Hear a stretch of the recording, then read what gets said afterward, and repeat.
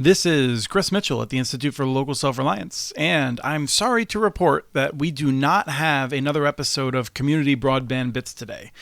We do have a wonderful past episode that we are bringing back out of the archives, but this is several times in the past several episodes that we have not had a new episode, and I wanted to apologize and let you know that we plan to get back on track very soon, but in the meantime, we hope that you will enjoy this interview, which I thought was one of the most important ones that we've done. It was with Harold Feld, who's with Public Knowledge and has been doing deep work in terms of making sure everyone has high quality internet access for a lot of years. It's an interview about what it takes to make change in this field.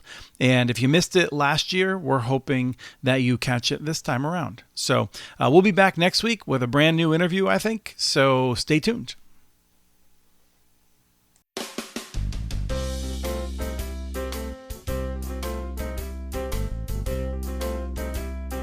You got to believe that we can continue to find ways to make a difference. And in similar situations, we have found ways to make a difference. Welcome to another episode of the Community Broadband Bits podcast. I'm Christopher Mitchell at the Institute for Local Self-Reliance in St. Paul, Minnesota. And today I'm speaking with Harold Feld, the Senior Vice President of Public Knowledge. Welcome to the show. Thank you very much. Harold, it's wonderful to have you here. You've been on the show many times to talk about specific policy issues. And in fact, since I have you, we are going to talk about one. But I wanted to bring you on specifically to talk about something that I feel like I've learned a lot about from you. And I was recently reading and reflecting on current events, and I felt like this was a good time to talk about how change happens to the best of our knowledge. Yeah, as much as we try. You, just a brief background, I think, like obviously you've been in telecom policy work. I would call you a legend of it at this point. You've been at, which means you've been at it for much longer than me. and you've had tremendous impact. But just briefly, maybe like, what's the 30-second like bio you'd like to share? And then I want to ask you for a slightly longer bio of how you've been thinking about like hope and things like that. What brings you to think about that rather than just thinking about policy specifically? There are a couple of things that I like to say. I've actually got a list of, kind of Feld's rules and aphorisms that I've collected over the years. Some of which you would think would be fairly obvious, but some of them are worth repeating. Some in particular, I'm going to say, first, you got to decide, is this about being effective or is this about feeling good? If it's about feeling good, then it's a hobby. For me, this is my day job. So what I care about is being effective, which leads to a bunch of other rules that are kind of surprising to me that people don't understand, which is, first of all, advocacy is not about getting people to do the right thing for the right reasons.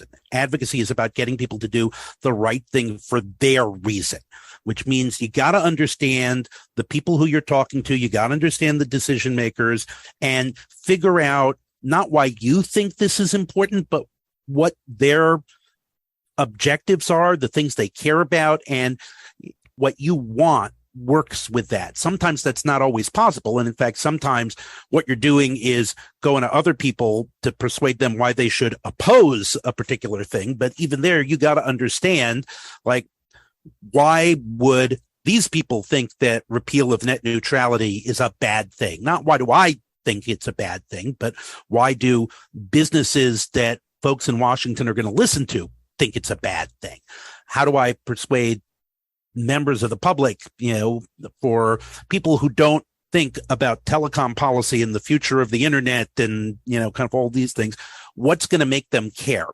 Right. And I think even there you say member of the public, but I think we want to think about like member of a church group, member of a civic association, person who is already supporting a certain candidate, right? Like they each may have different reasons. And if we have an audience with them, we want to talk with them about what motivates them, not what motivates us. Exactly. The other things that are important is to keep in mind, are you looking at something that is a short-term change or a long-term change? And if you're looking for something that's a long-term change, which I think most of us who are in it, this long are, you got to understand all true change is culture change, which is you have to get people thinking in a particular way, because it's one thing to try to persuade people like, okay, I want this particular grant or this particular rule change or, this particular federal program. Those are kind of things that you can focus in on and have, how does it fit within the existing framework? But if you're trying to solve some of the bigger problems, like we want everybody to be connected, we care about concentrations of corporate power and how we would like to see corporate power more dispersed, broken up, not have the influence that it has, how we want to give everybody economic opportunity. These are things where you have to change the culture, because I started advocacy in the late 90s, and that was kind of the height of the worship of the market by Democrats as well as Republicans. When I came in, and was talking about things like the New Deal and how it was important that government has a role in these things, you would be shushed by people. You're not supposed to say that stuff out loud. They'll think you're crazy. And even those are people on your side would shush you, people who agreed with you. The people who agreed with you would shush you. The people who didn't agree with you would laugh at you. Mm-hmm. So it wasn't just okay, how do I frame things like broadband policy, net neutrality, which, we were talking about even 20 years ago, in market terms and, economics and stuff that people will respect. But also, how do I change the culture so that people actually think along the lines of, there is a thing called the public interest, and government has a role in making these decisions and in shaping these market forces, not simply letting market forces do whatever they want. And that's a long-term project, and that takes a lot of investment and a long time before you see any payoff. And of course, it's never going to be just you. Part of the process is discovering the other people who feel the same way and who also want to change the culture, so that you can be like, we're going to team up. We're going to, work together. We're going to not be kind of hiding in our rooms and being ashamed to say this stuff. We're going to get it to where people agree. Never mind that people view this as something acceptable, but agree. And that means invest in a lot of time and, frankly, getting a lot of heartbreak. I tell people all the time, the problem with working on something that you care passionately about and you feel is vitally important is it will break your heart consistently and repeatedly, but it's worth it. And it also requires this belief that, I am actually going to go out there and be able to change the world. And it's going to be scary and it's going to hurt. And right. And that gets back to, this isn't a hobby. This is for real. Mm-hmm. I want to use a specific example I think works. And that is, something that both you and I care about and a lot of people are working on, which is making sure that everyone can afford internet access. Right. That's not the only problem in broadband, but if we just talk about that one in particular, we have had these victories, right? We have the affordable connectivity plan. We had Lifeline that kind of led into that in some ways. We have more people taking it seriously. We have the Digital Equity Act. We have affordability as an issue in multiple programs for broadband subsidy. It's on the top of people's minds. And those are victories. But until multiple agencies within local governments, in my mind, are actually viewing this as something that's a part of their job, which I think is culture change, then we're not going to win on it, because throwing money at it and having a few more people working on it is good. But ultimately, this is a problem that is so enmeshed with poverty that we can't have one group of people solving this problem. It has to be a multi-front effort, which is the culture change I think that you mentioned. Right. And, that this is a great example of a problem when not just you and I, but so many people we could mention. I'm not going to, start to list them because then I'm going to leave out too many people. Right. But on the one hand, it was a lot of people. On the other hand, it was possible to get all of us in a room together to try to plan things out. So it wasn't that many people who recognized that this was a critical issue. And, when we started this, just for everybody else, the popular conception was either, why the hell do I need it? I always like to tell the story of when I first started in 1999, and I was talking to a reporter, and he said, well, why do we care about this broadband, which was 200 kilobytes per second at the time? I have a 56 kbps modem. It does everything I need. Why would I care about this? And trying to explain that to people is hard. The other element of this was, well, but we're going to have libraries, and we've got this E-rate program that's going to make this available in schools and libraries. And why do you need to worry about this at home when you have access to it somewhere? You can check your email at the library. What else are you going to need? It took so much to change the thinking on this, including the thinking at agencies and among members of Congress who were sympathetic. But first of all, a lot of them were very seriously like, yeah, that's important. But, we got people who, don't have clean water. We got people who don't have enough to eat. Why should I care about your problem? And on the one hand, I understand that, but trying to explain, but this is part of that. This is going to help you solve that problem, and not in obvious ways, but because if they don't have this access, they are not going to have the tools that they need. They're not going to be able to participate in society in a way that is important. I wouldn't want to say more important than clean water, but certainly, critically important in the same way that access to electricity, access to clean water are important. And that was a tremendous shift, and it took years, and it took people being laughed at for saying internet is a human right or broadband is a utility. Now, it's also the case, I have to say, that some things actually resonate with people more than the certainly conventional in the Beltway wisdom understands. I was saying to people for a very long time, no. Public utility is only a bad word inside the Beltway. When you go outside and talk to normal people, they're like, well, yeah, I understand about electricity. I understand about the telephone. These are things that I need. And, if they were on board with the broadband is important, they were like, of course it was a utility. Mm-hmm. And there was a culture change that we had to have within the advocacy community, within the DC community, for people to understand that the world had changed since 1999. That there was, in 2010 and 2015, there was a much greater willingness outside of Washington, D.C. to accept that there was a role for government to play in making sure that people had access to broadband, because broadband was a public utility, a thing that everybody needs in order to participate. Now, it's never 100%. I can, find plenty of people today that are going to tell me that, no, broadband, you don't need that in the home, or broadband, is not a public utility. That's just crazy talk. But we have had a culture change, as evidenced by the fact that you have Congress spending $45 billion to invest in building this out, and that people who run for the State House or for Congress campaign on bringing broadband to these unserved and underserved areas and making it affordable for people who couldn't afford it. Now, it's also the case that we had a huge external event that helped. Yes.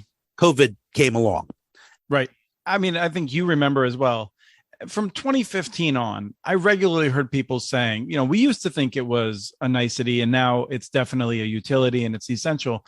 And then during the pandemic, they said, well, now it's definitely the case. And I think, the culture change did happen before the pandemic. And then that was just another nail in the finishing product, let's say. We wouldn't have had the critical mass that we needed during COVID pandemic to think about things like we're going to take all of our classes online if we had not had a certain critical mass going into this. In fact, a lot of people, this is the problem of broadband, and the need for broadband had become sufficiently clear to a lot of people that it was a shock to them that in their community, they might have 20 or 30% of people who couldn't afford broadband in the home. Right. Here in the DC metro area, have a lot of affluent suburbs, and it was a huge shock for people like, wait a minute, there are 20 or 30% of the kids in the class, don't have affordable, reliable broadband at home, so they can't just, tune into the online classes. Never mind the discovery that there were areas in the country where, they don't have this option of going online. So they have to leave their home to do it. Right. So, yeah. Well, let's go in a specific direction of one that I feel like I do hear some people talking about, and I think we're going to hear more people saying, which is a sense of we blew it. We didn't do a good enough job. Philanthropy is moving on to other hot topics now that the pandemic is kind of moving on. The federal government's put a bunch of money into it. A lot of that money is going to projects like AT&T and Comcast, which are better than having nothing, but I think is not our vision of the kind of successes we would like to see, and if we had culture change. And so like we blew it, and oh no, like why? What am I going to do with my life? Kind of. It's easy to feel that way, and Lord knows you will always have plenty of people who are there to tell you that. I mean, first of all, there's never a shortage of people to tell you that it's impossible. Right. One of my aphorisms is before it happens, it will be impossible. After it happens, it will have been inevitable. Right. Because people don't like to think that you can make a difference. But at the same time that we're seeing many things happening that are not happening in the way that we wanted to see them happen, we're seeing a lot of projects that are happening in the way that we would like to see them happen. We are seeing communities where they're getting connectivity, where it's not just, the usual suspects, keeping 90% for themselves and, giving, basically building out 10% to everybody else, or where, we're dependent on corporate charity. And you're supposed to be grateful that Comcast is, having a particular, this highly restrictive program before ACP, before the current, government-funded subsidy, when it was the Comcast Essentials, and, they made a big deal about how they were rolling it out, but that it was very hard for people to enroll. So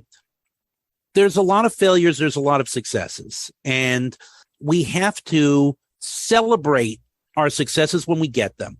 I also say, one of the things I say a lot is cultivate functional delusions, because they're absolutely necessary. It's a peculiar mindset, and we have to believe that what we're capable of doing is making the culture shift. Maybe it will not be fully the culture shift that we want, but the two things I hate that I see a lot of are, number one, this idea that you can't make a difference. But number two, the idea that you only make these differences in little ways. Look, I helped a single person. Look, I managed this one little thing, but no, we are forcing the bigger companies to do better, because however much they are kicking and screaming and not delivering, the fact is that we've gone from programs that delivered inadequate broadband to a handful of people to programs that are now delivering, I don't know, like 50 megabits down. Is that what some of these programs that have the government? I think it might be 100 in many cases now. Right. So, yeah, it's true. And this is also where I need to keep in mind something like, look, I don't need Comcast to lose for me to win. Right. I think that's so important for people to hear. The fact that, Comcast are getting $30 a month to deliver a service to people who otherwise couldn't afford connectivity, and it's a strong and reliable service. And would I like it better if it were some scrappy startup or community-based program rather than a big company? But you know what? I don't care. They're delivering it. It's affordable. They're making a decent profit for delivering a good service, which is what I actually want. I mean, this is kind of, again, one of the biggest problems we have in our profession is people personalize this stuff, and they're like, "Ooh, that greedy Comcast. Ooh, that greedy AT&T." I'm like, "Oh no, If I can align the corporate incentive with the public interest, great. That's what I want to see. And, for Comcast to be getting $30 a month for a service that actually delivers the goods to people who need it, all praise to Comcast then. Good on them. Right. I think additionally, we have to be realistic about what we can do. We're building on a small base, which I think is expanding wonderfully. And we have a lot of great people doing good work. Comcast can connect 1 million people next year with Internet Essentials. Municipal networks cannot spring up and be built. If instead of Biden in the Rose Garden celebrating the biggest ISPs for their commitments for supporting the ACP program with faster programs, if instead he had said, we're just gonna give like way more money than anyone expected to municipal networks. Well, as of right now, not a single person would be connected because it takes a while to spin those up. And so this isn't the end of time. Comcast and the big companies can do a lot in the short term, and we need them right now while we try to build up alternatives that we think will be better over the next 5, 10, 50, 100 years. Yeah, I mean, there is a lot to this, which is another one of the things they say is I have to entertain the possibility that I am wrong. I think municipal networks are a great idea. I do have to entertain the possibility that maybe they're not the solution for everybody. Right. I think agree. Co-ops are a great idea. I have to entertain the possibility that they're not necessarily the solution for everybody. In talking about the various religions of economics here, I refer to myself as being a member of the congregation of the Progressive Capitalist First Reformed Church, which is like, yeah, I'm all for, capitalism, but in a way that recognizes the incentives, not, worshiping the golden calf of the market here, and treating government intervention as something that if you use it at all, I say the problem is this was true of Democrats for a very long time, still is to some degree, folks who treat this like government intervention like chemotherapy. It's this dangerous, poisonous thing that you only use, in this desperate circumstance to treat this terrible. I'm like, no, it's like anything else. The good thing about profit maximizing firms in capitalist markets is how they're going to behave. They want to maximize profit. So our job in public policy is to make sure that incentive aligns with what we want to see happen. Sometimes it's through carrots like subsidies. Sometimes it's through sticks like, fines and regulations that require companies to invest in networks where they wouldn't want to invest, or for things that they don't want to spend the money on, like resiliency.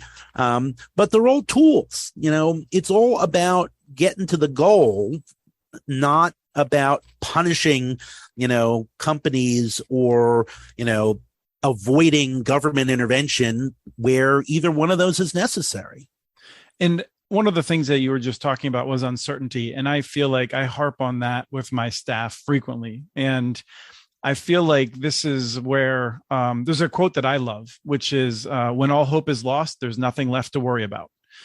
Which is indeed dark, but nonetheless, like uncertainty is where I live, of not really knowing, I don't know exactly what work will do that will make the difference, but I've seen that we've done it in the past, and I have a sense of what will help in the future. I'd sent you some quotes as we were preparing from this. I wanted to encourage people. I feel like people who this conversation is resonating with would probably enjoy reading Rebecca Solnit, particularly Hope in a Dark Place. But her book, Paradise Built in Hell, which was one that Cory Doctorow put on my radar, I highly recommend as well.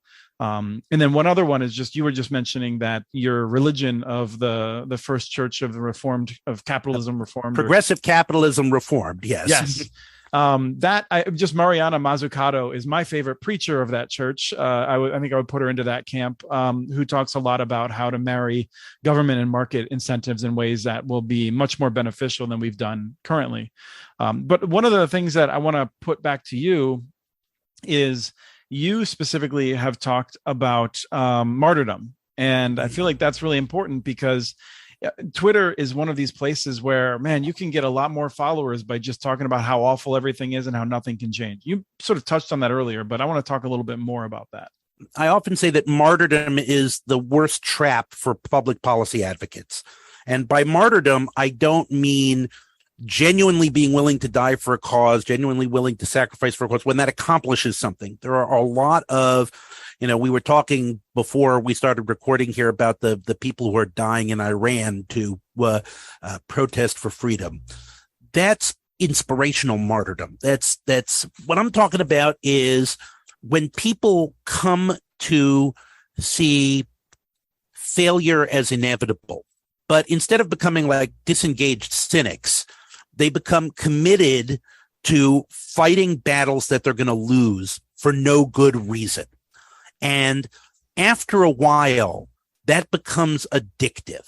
You expect to lose, but you are fighting. And the fact that you lose actually helps to confirm that all of the other losses were not your fault and you didn't have anything to learn from them.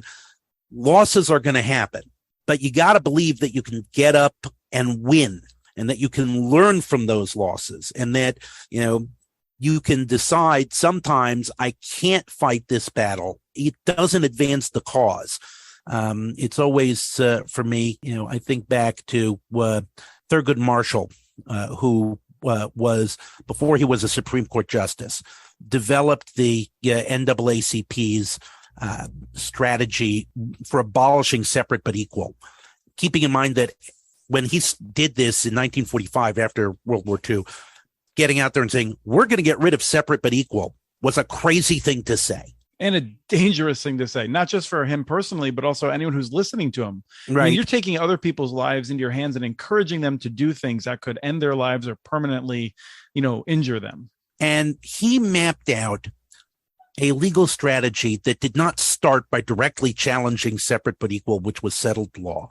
It started out by challenging schools and others who were clearly not equal and saying, you're required under the law to invest in this school, to pay to have these, African Americans who want to be doctors go to a medical school because you're not providing a Negro medical school, in your state. All of these things that pushed the boundaries forward till finally, not only had he forced millions of people to see that separate was inherently unequal, but he had established a record where even those who were trying to defend the system were saying, well, but we can't possibly provide these, schools for Black children that will be the same as the schools for white children. That will be so expensive. And that was where we don't look at it, but it was a multi-day argument in front of the Supreme Court. And, and it was a 5-4 decision. But the fact was they worked it in the face of all opposition, in the face of threats, and they worked it within the system when everybody was going to tell them that it was impossible to work it through the system.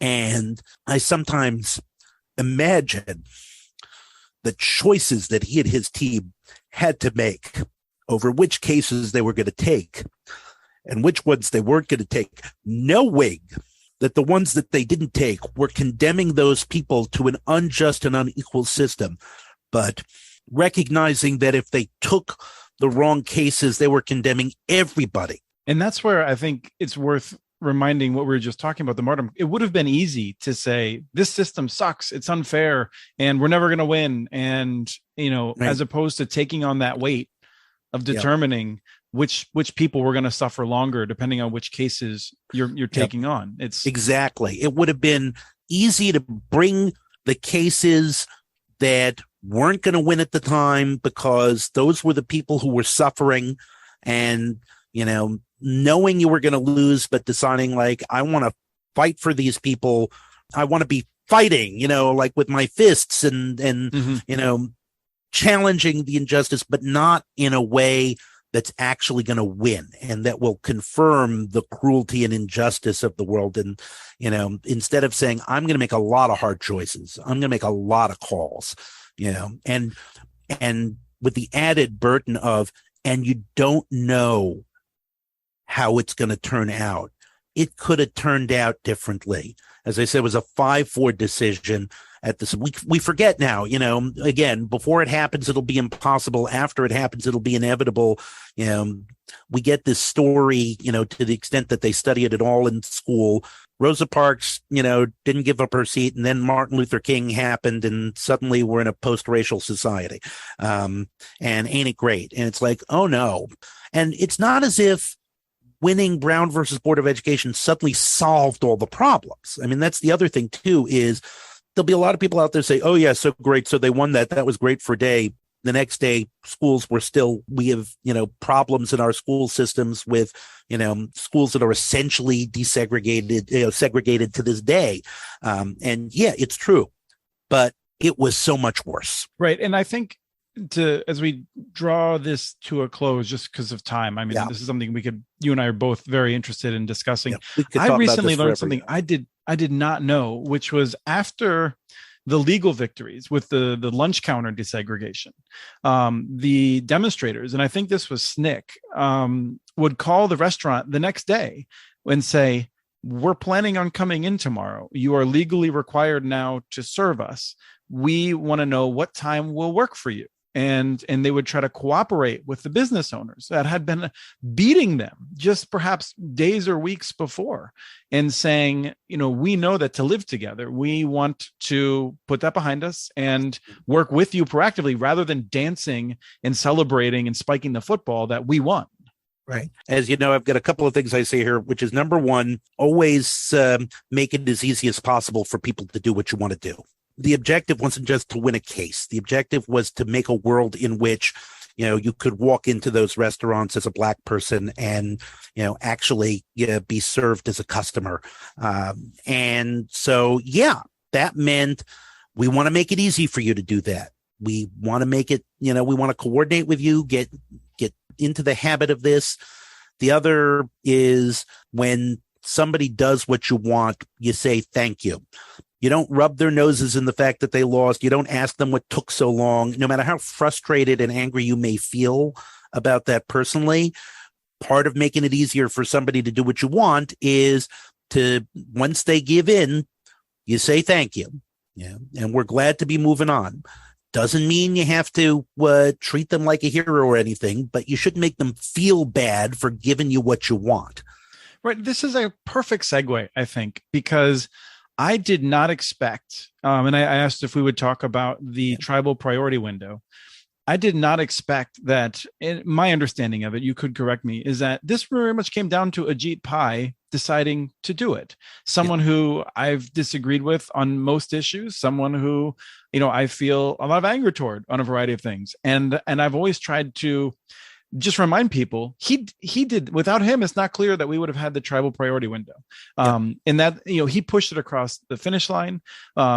Just briefly, the tribal priority window, for people who aren't familiar with it, is the idea that when some spectrum comes up for being auctioned off release, areas that are under tribal territories would become first available to them without at no cost. And they would be able to take advantage of that. This is something that was advanced for decades, I think. People like about a decade, because we didn't have the wireless networks. Maybe more like 15 years, but I mean, because first we needed the technology to do it. And then, I would have said that if I went back in time 15 years ago and I said, we're going to do this thing and we're going to have 400 tribes applying, or more than 300 tribes getting approved on this, I feel like I'd be like, really? What? You want to talk about something that has really helped to move the needle. And this, I think, plays into something like the uncertainty back in the day. We knew that this would be a good idea, but this is so big. And I wonder if you can just reflect a little bit on the early years of that and anything that you think about that. First and most important was this was something that a number of innovators on tribal land did. So important lesson, it came up from within the community. Now, that doesn't mean that there was any kind of uniformity about it at all. Well, I'll mention Jeff Blackwell and Matt Rantanen as two major names and innovators in this. Yeah, well, and my organization, Public Knowledge, gave them an award for this 2 years ago. So Jeff was a lawyer at the FCC, and who became the first head of their Office of Tribal Native American Affairs. And Matt started out as somebody who was saying that, hey, we can take this new Wi-Fi stuff and use it in an innovative way to bring basic connectivity to the reservation where he lived. And they proselytized around this stuff. They worked in coalition with others, and not just folks who were interested in tribal, also rural broadband. It came to a hook for Pi, which is, we start with, Ajit Pai had initially been not somebody who you would have thought of as an ally on this.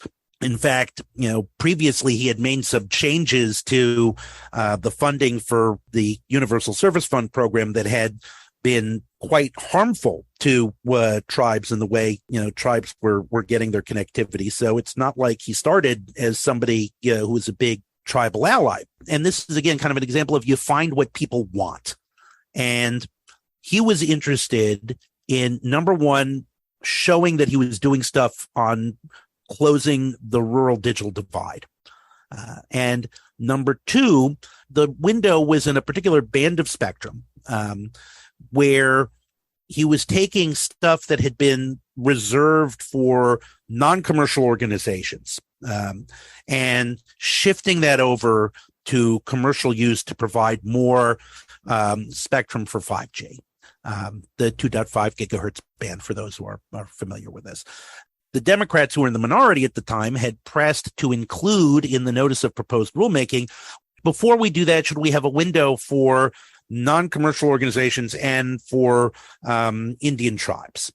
For all non-commercial educational organizations or non-commercial organizations was too far a stretch. The folks and the tribes made a strong case of, this is something that you can do. It is consistent with your goals. It is not going to deprive the private sector wireless companies of the spectrum that they want, since the whole point of the exercise from Pi's point of view was to get more spectrum to the private companies that he saw as being the primary way to get 5G out.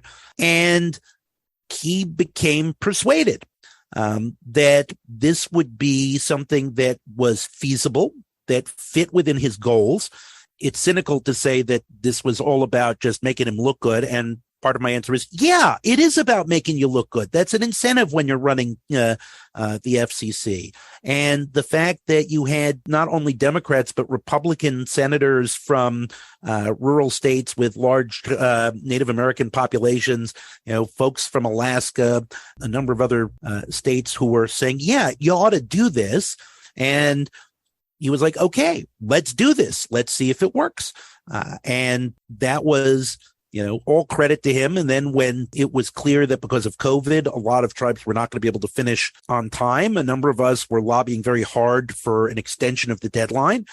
We did not get the extension that we wanted, so that was disappointing, but we got an extension that allowed something like 400 tribes to apply for this window.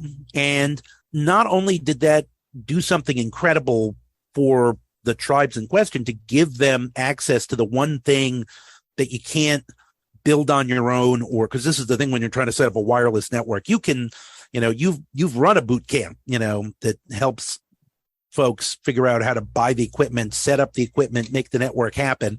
But unless you have access to the spectrum, it doesn't do you any good. This was a way to get what they needed, game changing for the tribes that are able to take advantage of this, and game changing politically, because now we're pushing, this shouldn't be a one-time thing. Anytime you do these spectrum auctions, you ought to be able to have a tribal window first.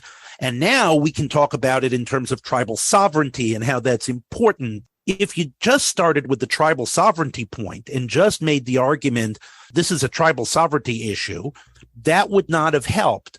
But saying this is going to help you on your goal of closing the rural digital divide, because this is the least connected rural folks. Oh, and by the way, it's also good under the federal trust relationship with the tribes and tribal sovereignty, but you don't care about that. That's what got us in the door. And now we have a much more vibrant conversation. We have, a letter from the Senate to the FCC talking about how they ought to do this, and establish this as policy. We have folks looking at this and, looking at additional things that would enable tribes to self-provision and recognize greater tribal sovereignty over communication. We don't know where it'll go. It's done good already, and hopefully we may be sitting here 10 years from now where everybody's like, well, of course tribes have sovereignty over the spectrum on tribal lands. It's crazy to think that they wouldn't. Or we might be sitting here where the 2.5 was just a one-time deal and tribes are making do with what they have. Yeah, and I think, you get some benefit of hindsight, and I think sometimes we do have that problem of viewing it as inevitable rather than recognizing all the ways in which things that were happenstance may have resulted in the results. But it is not easy to imagine what would have taken to convince Ajit Pai that we should just have all spectrum returned to tribes.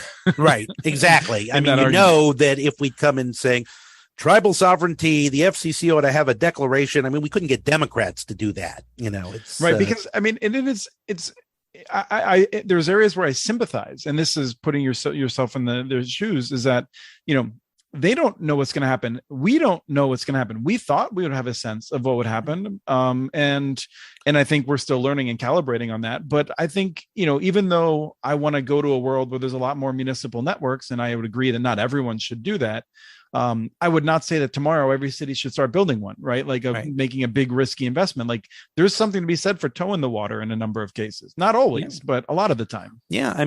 We tried this in 2004 with the Muni wireless networks, and we had a lot of hopes for that technology. And that technology was not ready. Mesh networks, which are an important technology, and they've been developing, and we have them, but, our hope at the time that they were going to be wildly transformative and we were going to be able to set this up, turned out the technology wasn't there yet. And that happens sometimes, which is why, again, at any stage with any of the things that succeeded, it would have been very easy to say, this is going to go nowhere. Why do you think, this is going to happen? I do have one story that I want to share. This had to do with low power radio back in 2004. And people who are familiar with the low power FM service, that was after about 10 years of non-commercial folks lobbied successfully for the FCC to create this service. And then National Association of Broadcasters went into Congress, got it significantly trimmed.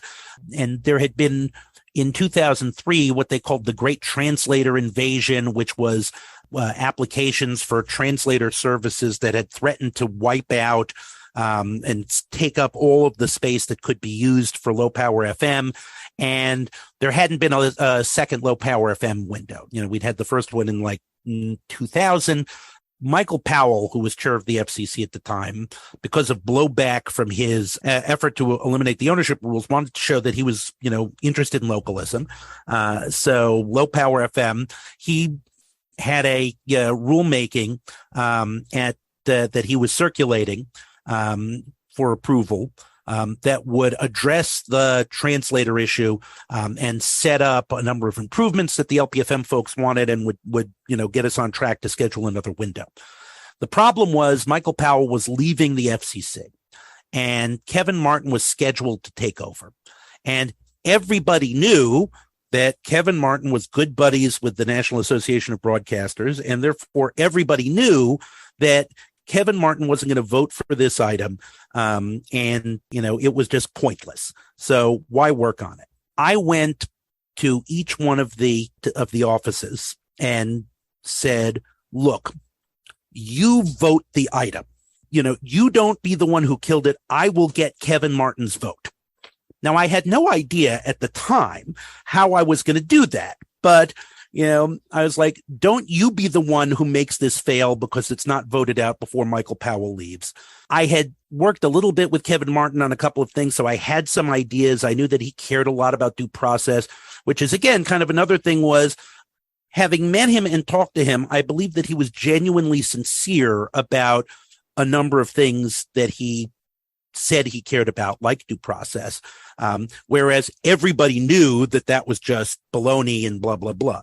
So I was working with Gloria Tristani at the time, former commissioner who had known Kevin Martin back in the day before he was a commissioner, and he was, working at the FCC. He agreed to take a meeting with us. This was Thursday, and Michael Powell was going to leave that night at midnight. Scheduled the meeting for Thursday morning, kept getting pushed off. We were sitting there waiting. Finally, at about 4 p.m, Kevin Martin walks in. He's got his cell phone that is constantly ringing, and he's constantly pushing his little red button there. And he just looks up at me and says, "This is the White House on the phone. I know why you're here. I will vote the item. I will not have it said that I killed this on a pocket veto. Now, if for any reason the item does not get out the door before Powell leaves, this is not a commitment to recirculate. I'm just going to do this because I believe in the due process stuff, and I'm not going to kill this through a procedural trick. Now, do we have anything else to talk about?" And I said, "No, thank you," and left. Important lessons here. 1, actually consider that people might mean what they say. 2, actually take the chance. Don't give up. What would be the worst thing that would have happened? He might have said, "No, I'm not going to meet with you. I'm not going to vote with it." So then, what would have happened? I would have looked bad to a couple of folks, but, we would have tried. 3, when you get what you want, say thank you, shut up, and leave. Yeah. I mean, that's wonderful as long as you have that temperament, and Yep. And it's something you have to cultivate, I'm guessing. Yeah, I mean, it does. If you're going to be an advocate and you're going to be an activist, that means you're probably already a passionate person who cares deeply about this stuff. So you do have to cultivate that. I'm not here to feel good. I'm here to be effective. And Right. This is what's going to be effective. Thank you so much, Harold. This has been a really fun conversation, and I hope it's helpful, because I think it is difficult to feel like you can win everything, and then like you're losing if you win some of it. And I feel like we have won quite a bit, and we need to keep working at it. Yeah, and I'll say, look, it's no secret we have an election coming up. It's no secret that Republicans are now predicted to win, and to win bigly. So it's very easy for those of us who looked at 4 years of not getting infrastructure out, and then noting that it was the Democrats who got the $45 billion out, to feel a good deal of despair about what the future may hold. And I'm not going to pretend that because we believe and because we really want it, that means we'll win. But you got to believe that we can continue to find ways to make a difference. And in similar situations, we have found ways to make a difference. And one final thing I'll end with, which is, if you can't do what you want, do what you can. Absolutely. Thank you for your work, and thank you for your time today.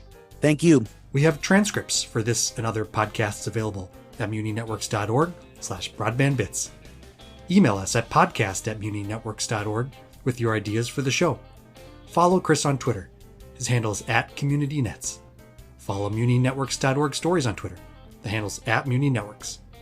Subscribe to this and other podcasts from ILSR, including Building Local Power, Local Energy Rules, and the Composting for Community podcast. You can access them anywhere you get your podcasts. You can catch the latest important research from all of our initiatives if you subscribe to our monthly newsletter at ilsr.org. While you're there, please take a moment to donate. Your support in any amount keeps us going. Thank you to Arnie Hughesby for the song Warm Duck Shuffle, licensed through Creative Commons. This was the Community Broadband Bits podcast. Thanks for listening.